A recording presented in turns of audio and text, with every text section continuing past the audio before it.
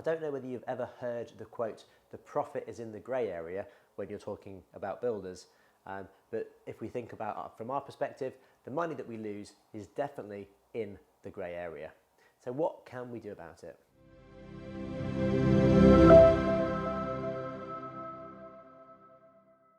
Whenever you engage a contractor to do some work for you, they're going to be quoting against a schedule of works.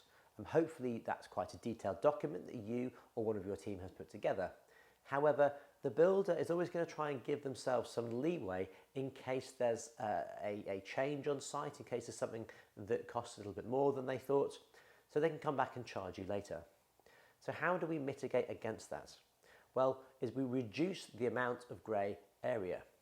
Because if you keep something quite vague, then the builder can say, well, that wasn't included in the quote, it's going to be an extra. And if you don't have it written down to say, actually, no, there it is in black and white, you said you would do that included in that price, then you haven't really got a leg to stand on. So the builder is going to try and keep as much in the grey area as possible. And it's your job as the developer and potentially your team, your project manager's job, to whittle that down and pull as much of that grey area into clarity as possible. Now, there's always going to be a grey area when it comes to unforeseen costs, which is why we'd always have a contingency on top of your build costs, which should be at least 10%, especially if you're ripping a property apart after you've contracted the builder. So what we're looking for is at least a 10% contingency and as specific a schedule of works as possible, ideally linked to some really good drawings.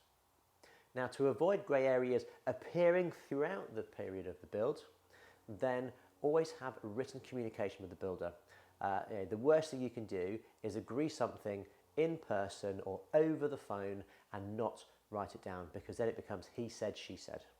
So follow that conversation up with an email, and please avoid using WhatsApp. Things get lost in WhatsApps, phones can get lost, and it becomes a nightmare to track. So having an email conversation is the most important way of doing that. And then you can just refer back to it and say, no, we agreed this. Similarly, if you think the build is going to take longer than you originally agreed, then have that discussion with the builder and have an agreed extension of time. Don't just go, oh, it'll be done in 2 weeks, then it ends up being done in 4, because then the builder hasn't fulfilled their end of the contract. So get clarity first and foremost. So that's what we do at the HMO platform. We ensure that our clients and ourselves at the Scott Baker Property Group have that team in place to get that build cost as accurately as possible and reduce any of those unforeseen costs at the end of the build. So I hope that's been of value.